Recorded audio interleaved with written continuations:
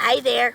Look, I'm coming back with this fireside chat without the fire. I had started one earlier. I haven't decided whether I'm going to keep that one or not yet. But the bee came and disturbed my meal because I got them on my little spread here, Christmas spread.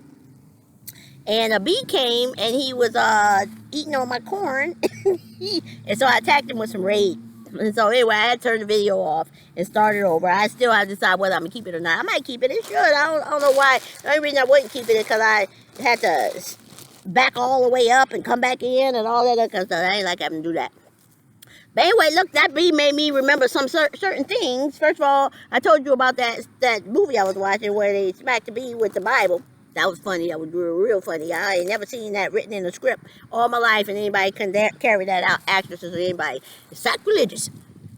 But anyway, look, when you all were young, which you don't remember, of course, we used to go to the library all the time, and we used to get these books about different things. It was all about bees, all about birds, all about thunder and lightning. It was like all kinds of stuff. We used to go to the library all the time on a regular basis.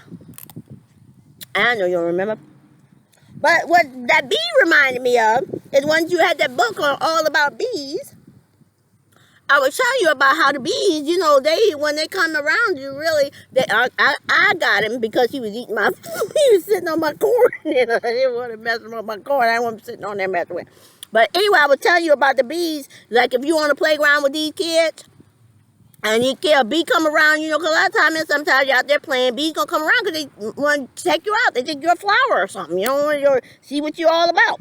And so, if you on the playground with these kids, and these kids start smacking at these bees, I used to just look at me doing my crab around.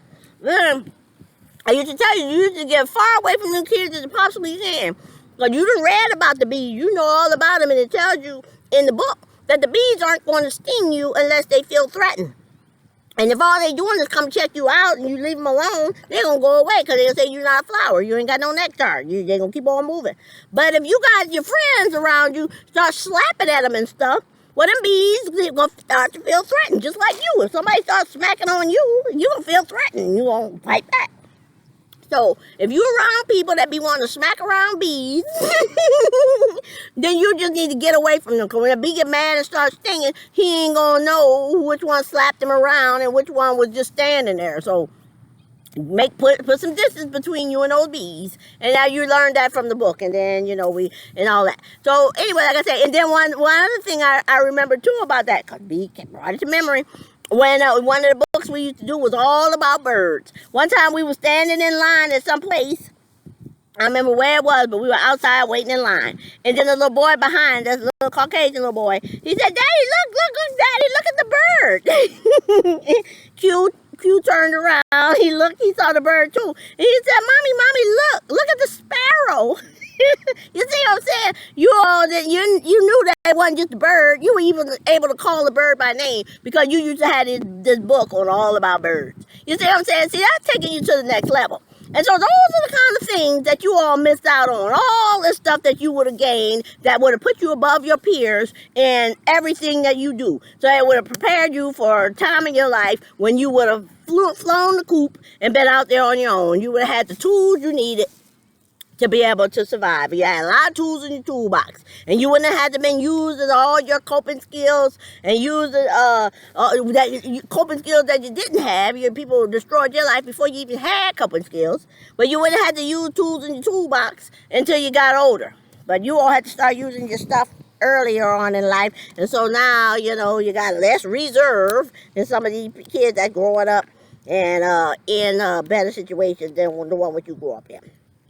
But I hope that, like I said, I hope that you all can rise above the raisin. And, you know, because a lot of people go through a lot of adversity and they're growing up. And then they overcome all that. And so hopefully you all will too. Yeah. And then, I guess, the other two, let's see what movie, what I seen on the news lately. I got what you're talking about. The news, always something going on in the news that can keep you rolling. Like this lady with the, what that lady did? She was a police officer, and She killed some 20-year-old young man thinking she was pulling out her firearm. Thinking she was pulling out her taser, and she actually pulled out the firearm. Now, they spent all the taxpayer money all the time on TV and in this courtroom. See, that's the thing that you all have an advantage of in your day growing up. You can see these things play out on TV.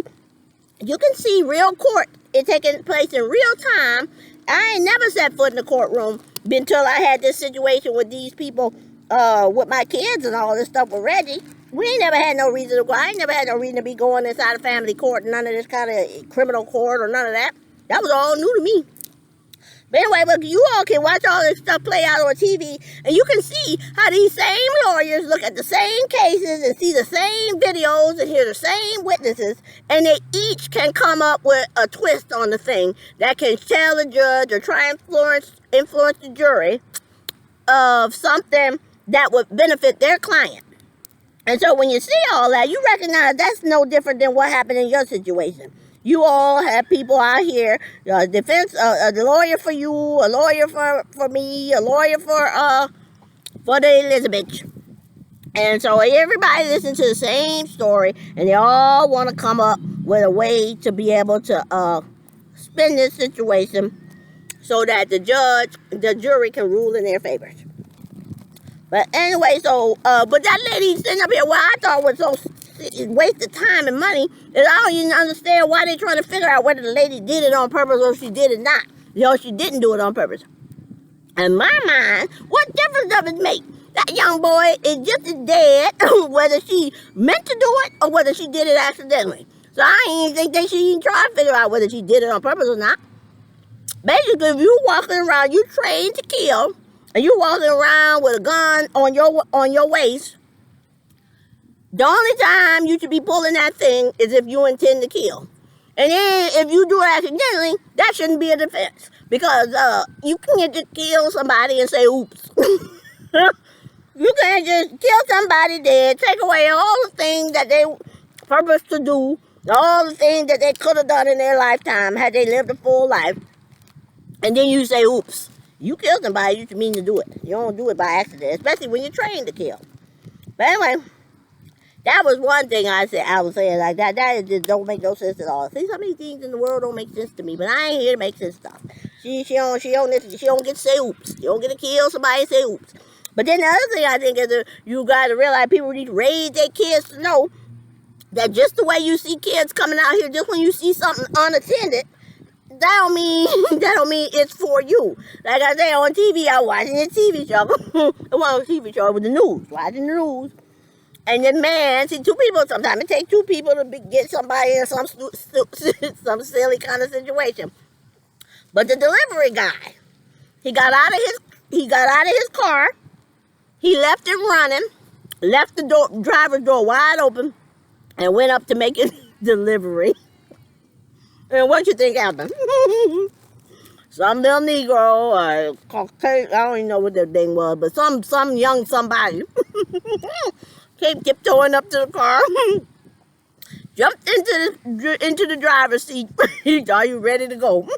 But then the driver came back to his car, and he was tussling with the man. Now, that driver, I can imagine that the little boy tried to get out on the passenger side.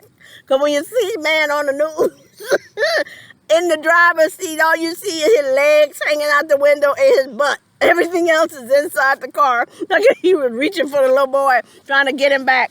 Because the boy was probably trying to escape out of the passenger. But they got him back. They brought him back in there. And I guess they called the police or whatever.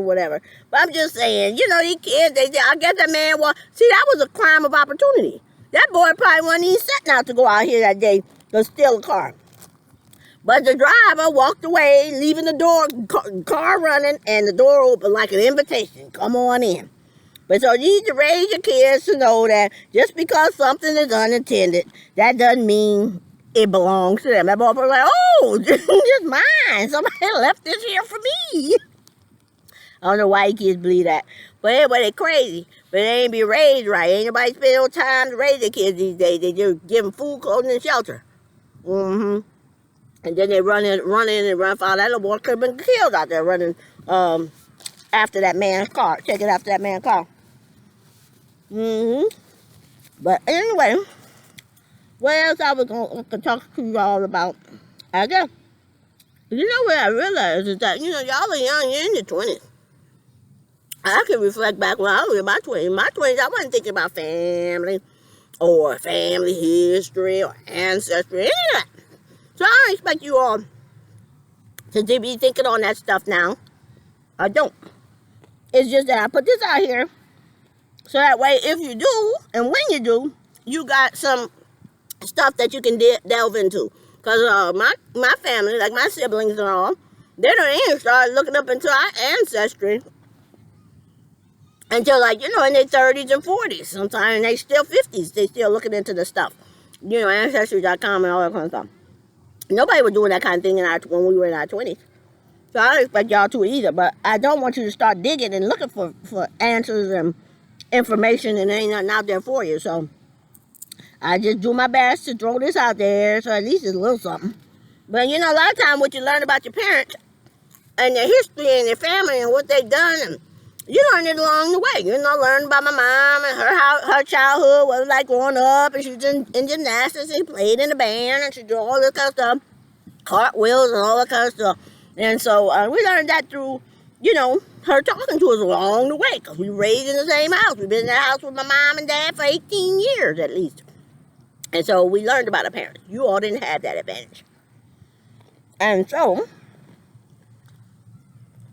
I feel compelled to want to try and leave something for you to the best of my ability, in spite of all this, because you all didn't ask for this.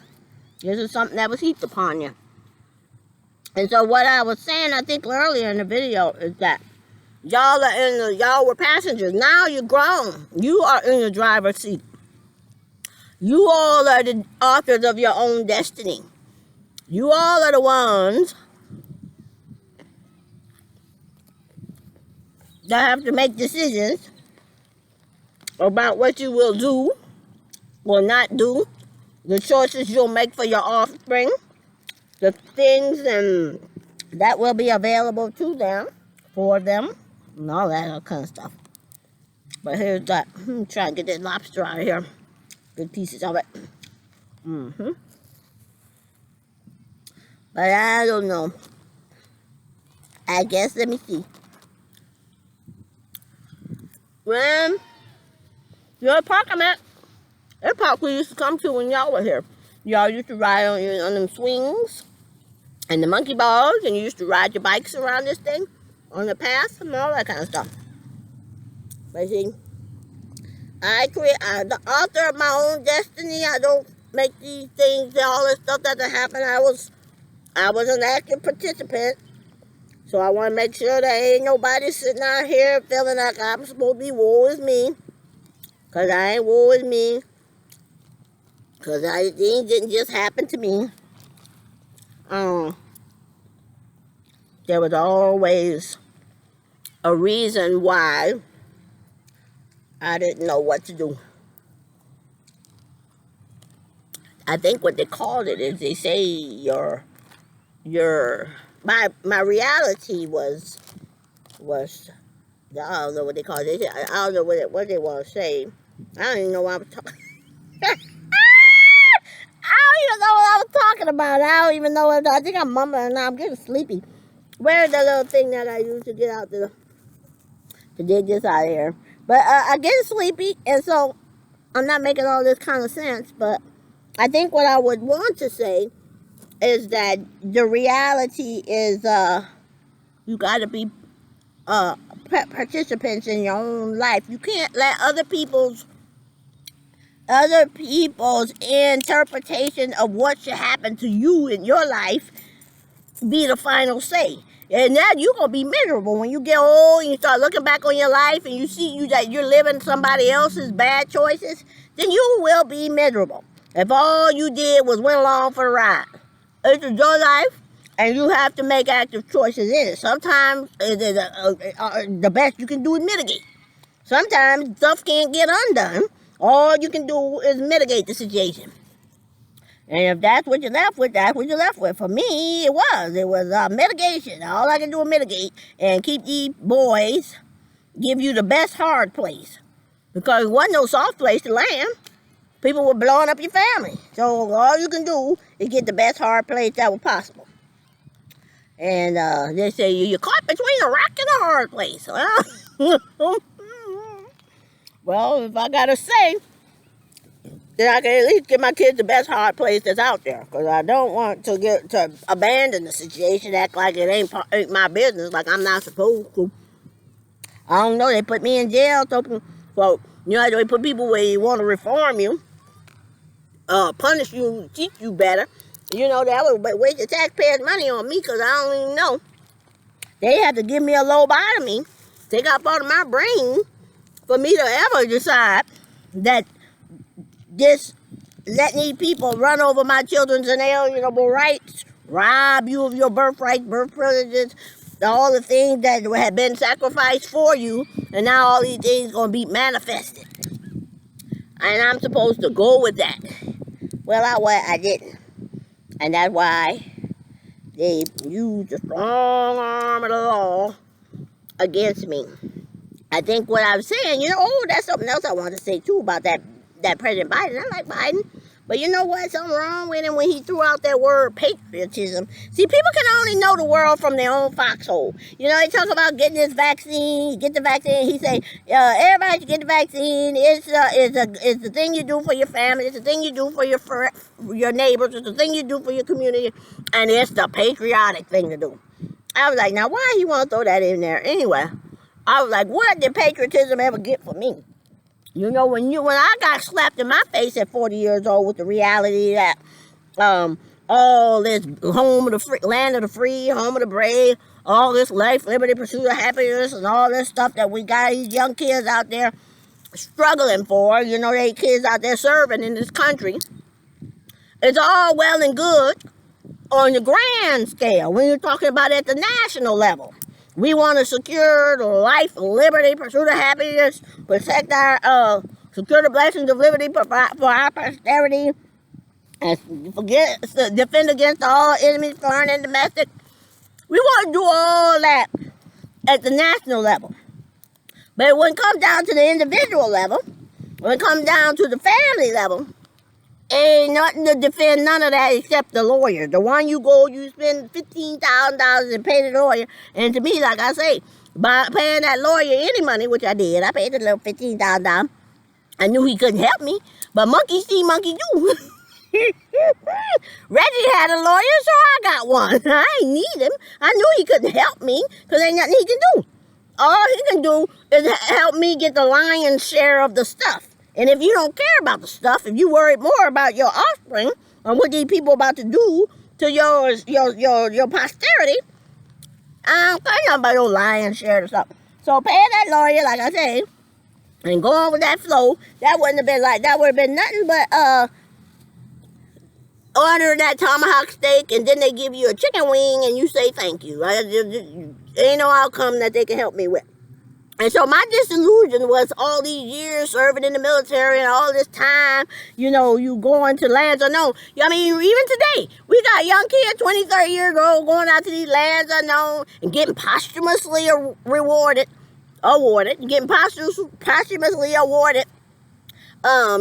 silver heart, bronze stars and purple hearts and all these other kind of things. Congressional medals and all of that. They're doing all this kind of stuff, but they don't have a clue, because I didn't have it either, until I was faced with it. That these laws don't protect your young. There was nobody to protect my babies from these people traipsing on their inalienable rights. Rights that they were born to, things that they were privy to when they at birth. They want to take away these advantages and put disadvantages in their place. And I'm the one who spoke up against it and said, oh no, don't do that. Find another way. But ain't nobody listened. There was nobody to go to. The laws of the land was against the victim. The one who making victim noises. The little bitch in there crying about her son being dead. And so now everybody want to feel sorry for her. Everybody feels sorry for these kids. I know they had to know. These were grown folks. And see, so they had to know what your future could entail if they don't get this right. And they didn't. And just look at here too, man. This is the way I see it. Look at here, I'm going 20 minutes already. Mother would just say, cause I don't grab that. I would lose my. I gotta get ready to go home. It's starting to get dark. I'm getting sleepy. But anyway, what I don't understand how these grown folks be going to other grown folks for grown folks to tell them what to do. How can Reggie take his 2 big feet and put one big foot in front of the other big foot to walk into a lawyer's office who's going to walk into the courtroom to tell these people, to tell him what to do for his offspring? I will never understand that logic in 1,000 million trillion infinity years. I just would never understand it. Those people making these decisions are just as much of an adult as he is. So why is he putting the decisions about his offspring in these other people's hands? Why? Why would that make sense to anybody? And why would his grown, ugly mother parents and them, where was the people that loved him? Where they had nothing to say when he was making all these ugly decisions. But then when he's dead, now they all got something to say. They all want to be crying foul and rising up. You know, but where were they before the man died? That's what you ought to be asking people. What were they doing to help your father before all this stuff started? Because he was going to the judges and lawyers and stuff like that. How you gonna let these old people grown people make decisions for you? You just as grown as they are. And then the kick is, why would they expect me to just go with the flow? I'm grown too. Those people are not cut from the same cloth as I am. So they don't have the same values that they have. They don't know what I want for my kids. They don't know the choices that they make, the decisions that they make, the thing that the lady put the gavel down on the thing and she make the ruling at the end of the day. They don't know if that's okay with me because it wasn't. And so why do I have to follow that? To me, that's a big going against all the stuff that I trained for. Yeah, out here doing the 3 to 5 second rushes, low crawling through the dirt and the mud and all this other kind of stuff, all this land nav and the cold and the rain. Just because it's raining outside, that don't mean you don't go out there and do land nav. Yes, you do. You just go to PX and you buy that waterproof paper so you don't lose your coordinates when your paper get wet. So that's what you do. You train in the cold, you train in the rain, you low crawl, you going through the gas chamber so you know what it feels like to be gassed. Go all the train, all the land nav, all this talking on the radio, learning this phonetic alphabet, and all that kind of stuff. So yeah, if you face with the enemy, behind enemy line, you know what to do. You ain't got to be calling for help. So why these people out here expecting me, and that because you're supposed to be fighting for your life and liberty, and your children's rights, and the lifestyle you want for your kids, and all of them. So why on a small scale, when all this stuff went down, they expect me to just go with the flow, to just let these people traipse all over my children's inalienable rights, and all I can do is be mad. That's small town USA. Small town USA thinks that all you can do is get mad at something. I don't know. But I'm going to go ahead and turn the video off. I'll eat my pineapple. That's good. What's that? Whipped cream? Good.